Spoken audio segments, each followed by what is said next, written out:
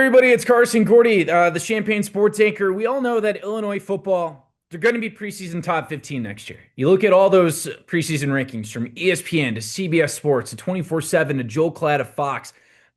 Illinois is a serious contender to make the college football playoff, the 12-team playoff. A lot of people say they could be this year's Indiana. That's kind of an insult because Indiana last year, they made the playoff after a 3-9 season. They had one of the weakest schedules in college football. This Illinois team is a little bit different. They bring back 16 starters. They won a Citrus Bowl over a really good South Carolina team. But I'll take a compliment when we get one for Illinois fans. But bottom line, the national media, they like Illinois a lot. And a big reason why is because they bring back 16 starters from last year's roster. That includes Luke Altmaier, a quarterback who could have left for the SEC. It includes Gabe Yakis, who could have left for the NFL or transferred to a big program. Xavier Scott, same situation.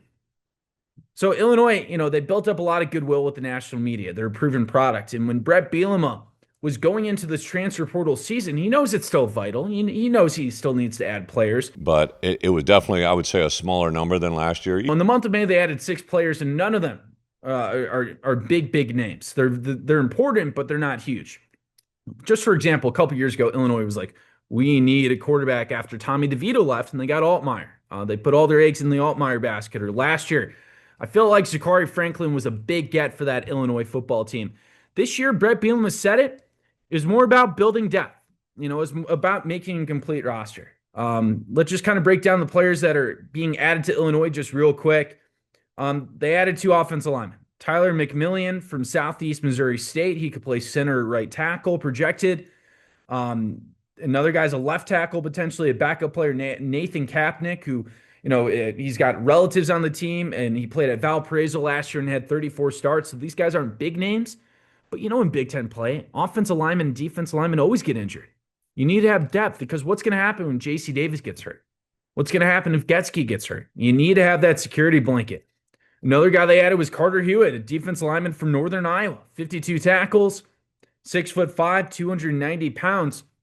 Illinois lost a lot of defensive linemen from last year. They lost Edwards and Briggs, and luckily they got those Wisconsin Badger transfer portal players with Kurt Neal and James Thompson. But again, you need a lot of depth in that area.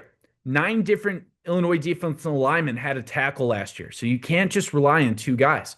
We saw that a couple years ago when they only had Johnny Newton and Keith Randolph. Another 2 pieces that Illinois added were some special teams guys. I think we're potentially looking at our new starting punter with Lars Rao from Texas State. Played all 13 games last year. He seems like a potential replacement for Hugh Robertson, 31-year-old who entered the transfer portal. And then another guy, they got a kickoff specialist, Lucas Asada from North Carolina.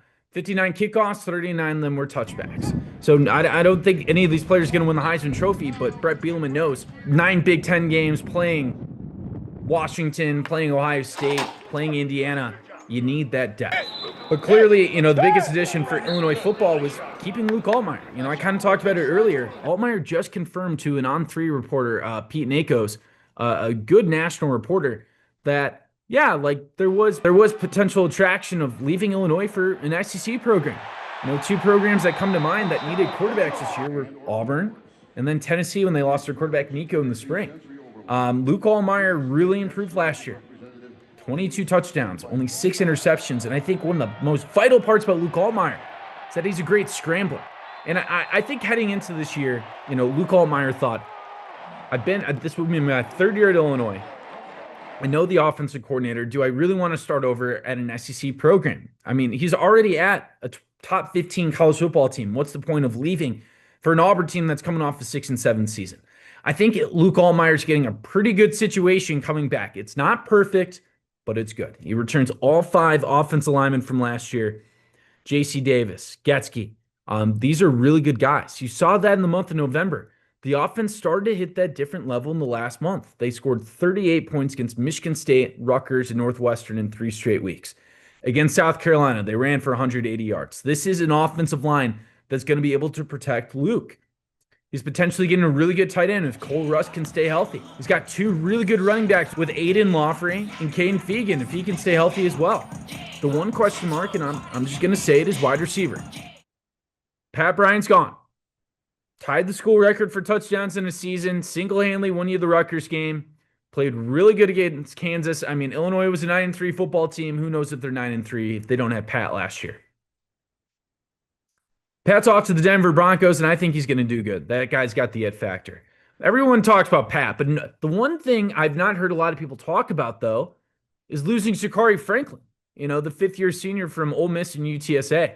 I don't think a lot of people know that Franklin actually had more receptions than Pat last year. He had 55 receptions.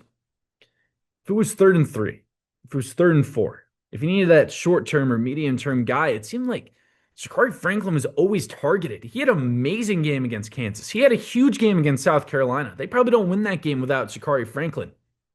So those are two wide receivers who accounted for 50% of your receptions, yards, and touchdowns gone. Luckily, I think one guy for sure is going to be really good for Illinois, and that's Hudson Clement.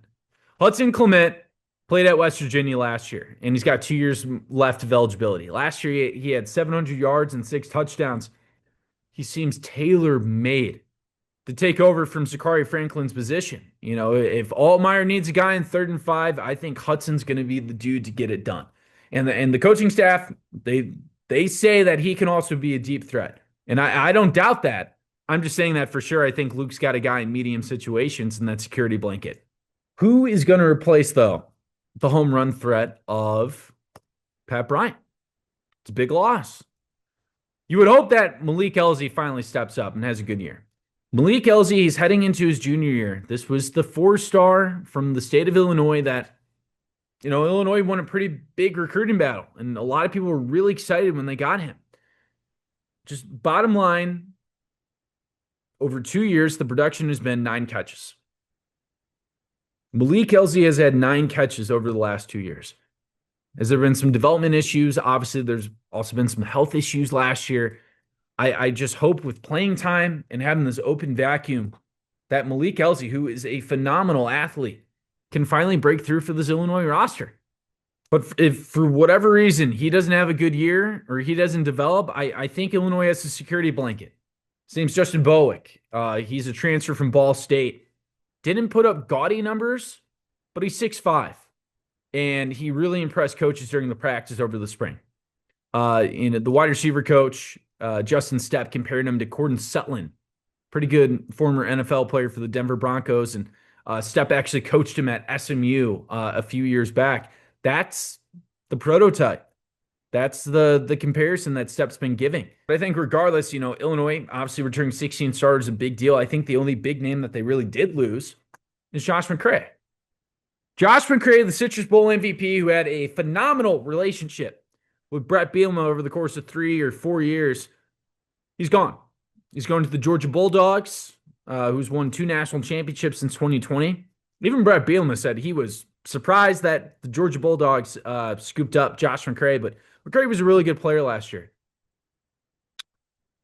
I think he led the team with 10 touchdowns, had over 600 yards, and he was just a big back. I mean, when it was need 1 or 2 yards, you give it to Josh.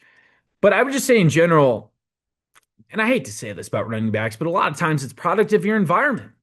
I don't care if you're Walter Payton. If you have a bunch of little kids trying to block a defensive line, a good defensive line, you're not going to get any yards. We saw that NFL comparison. Le'Veon Bell, #1 fantasy player every single year when he's on the Pittsburgh Steelers.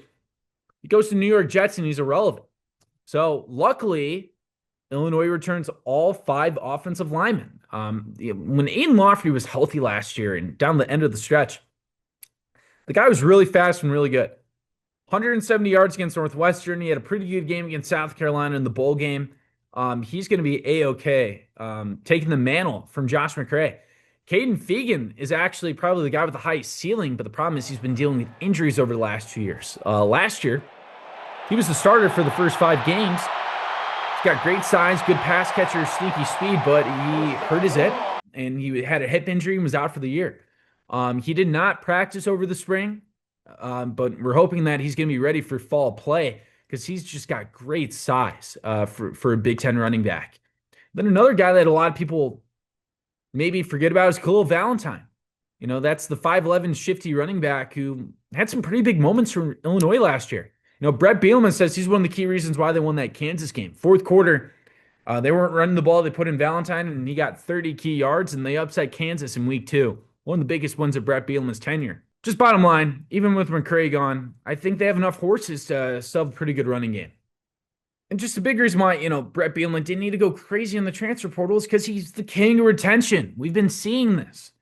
When Randolph came back, and now this year he's got Gabe Yakis, who rejected the NFL and big-time college programs. He could be a first-round draft pick next year.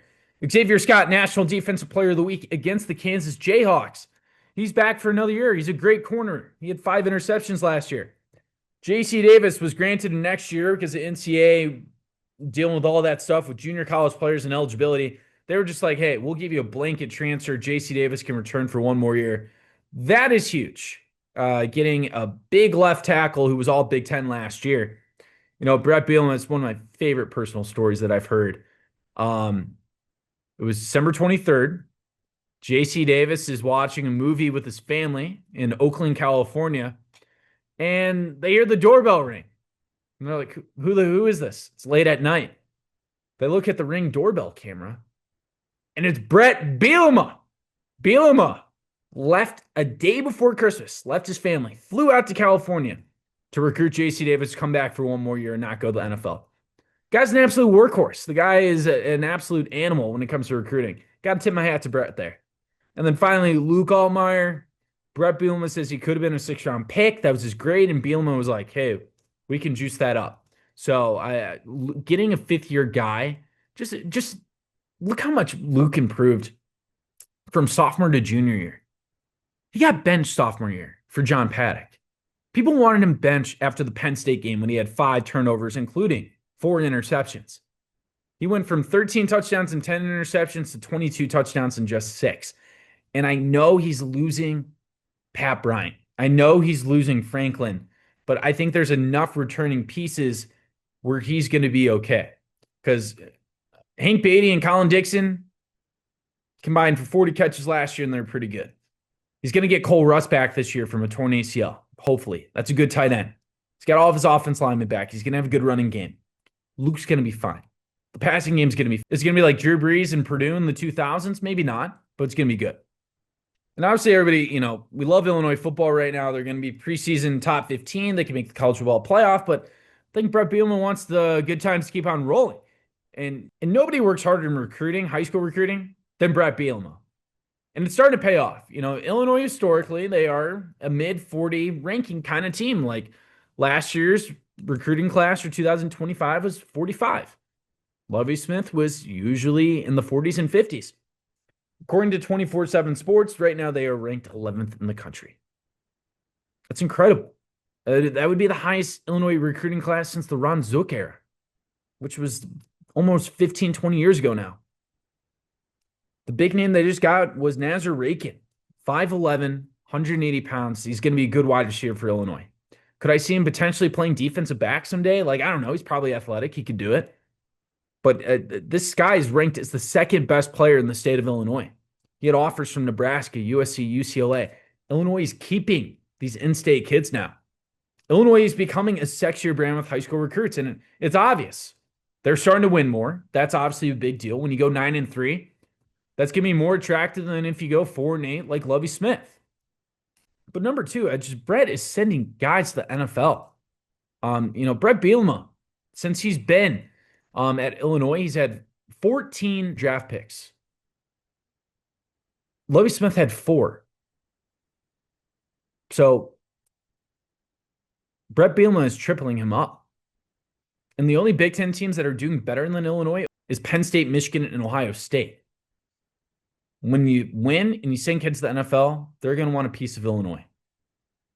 So I think Rankin's going to be a really good player for Illinois. He's a Morgan Park native, just like Ayo DeSumo. So Illinois is keeping that connection alive. And then Illinois also offered him a basketball roster spot. Brad Underwood said, sure, come on the team. And I think it's going to be exciting. This could be one of the most electrifying Illinois players that's ever stepped on this campus. Now, basketball, he's not super highly rated. His big offers were Northern Illinois and Eastern Illinois. He was a 5'11" point guard. But let's see it. Let's see if Brad Underwood can find some magic for him on the basketball court. Because football, for sure. Because in football, for sure, he's going to be a big piece of this Illinois football program. Basketball, I think it's going to be a super interesting dynamic. Two other guys that Illinois signed that are big names is a linebacker, Cam Thomas from Ohio. He's a three-star linebacker, and he's actually teammates with freshman Grant Bierman, who's also a linebacker on this Illinois team. So Illinois doing well in the Buckeye State, but definitely most of the recruiting is centralized in Florida and Illinois. And Illinois, obviously, they're 11th right now in 24/7 sports recruiting and a top-rated recruiting class and other metrics. And if Illinois wants to even get higher, I got two guys that they're going to want to sign, and they're recruiting hard. Two four-star Central Illinois tight ends, J.C. Anderson from Mount Zion and Max Sutter from Dunlap. That's a town near Peoria. Let's start off with J.C. Anderson. So obviously he's from Mount Zion, so he was teammates with current Illinois freshman wide receiver Braden Trimble, who the staff just absolutely loves the work ethic and speed and potential for this Illinois passing room. So JC, obviously one of his good friends, is playing for Illinois, and he's visited Champaign often. I saw him at several Illinois basketball games throughout the winter. He just visited Illinois earlier this spring. About 6 Illinois offensive coaches took out JC and his family out for food. So Illinois is recruiting him hard. But obviously, when you try to get a 4-star, there's going to be other suitors. This past weekend, he just visited Ole Miss. June 6th and 8th, he's going to visit Auburn. June 16th and 18th, he's going to be visiting North Carolina. Coached by former New England Patriots coach Bill Belichick. He had some pretty good tight ends in his day. But when I spoke to people that kind of know what's going on in the recruiting process nationally, Illinois, other states, I asked them about J.C. Anderson. The feedback that I got back is that Illinois is the front runner for J.C. Anderson, and Auburn is number 2. So obviously it's a long way to go with recruiting. I mean, when you got Lane Kiffin trying to get you, or you're trying to get Hugh Freeze or Bill Belichick, nothing's ever settled. A college head coach is always recruiting. Even if a player's committed to you, you're still recruiting him until he signs that letter of intent in December. So JC, it seems like Illinois got a really good shot for him, but they got to keep working hard. But this is the name I want to talk about. Max Sutter, tight end from Dunlap, ranked as the number 1 player in the state of Illinois. This tight end is a serious pass-catching threat, just like J.C. Anderson. 2026 in the state of Illinois is actually loaded, but also downstate. Yeah, I was in a basketball game last night that, I watched a young man play that I because of what I know and what I've seen, this kid will not only be a player in college, he'll play in the NFL. And I mean, literally, all the big schools want him. Ohio State, heard of him? Just won a national title last year. He just visited them this past weekend. Alabama, Penn State, Notre Dame, Texas, Ole Miss. These are the bluest of blue programs that are trying to get Mac. If I had to say, I think Illinois is probably a lot more likely to get J.C. Anderson than Mac. But, I think the two are buddies. You saw them at a basketball game together, that Northwestern game earlier this year for basketball. They scheduled their official visits for Illinois on the same day, and they took pictures together and posted them on social media. I mean, they know how to rile up an Illinois crowd. They're good. And I'm telling you, if Brett Bielema gets 2 4-star Central Illinois tight ends, build him the statue.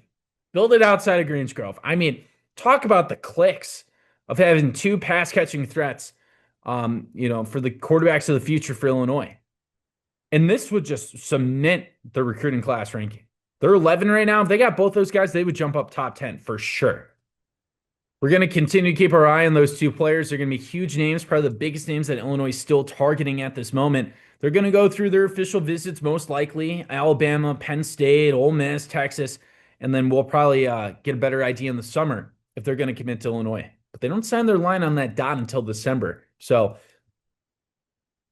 recruiting never sleeps in college football. I'm Carson Gordy. Thank you for watching. I just want to give a quick update about what was going on with the newest news with Illinois football. I was kind of going through withdrawals, so I was kind of itching for a way to find to do a YouTube video. Pretty much bottom line, Illinois is giving me consensus top 15 ranking. They're college football playoff contender. They added 6 transfers in May, and most of them were backup players or special team players, and that's probably because Illinois got 16 returning starters and really good players. These are guys that could have left for big, big name programs like Gabe Yakis and Xavier Scott and Luke Altmaier. These are guys that could have left for the NFL a year early, but they decided to come back to Illinois.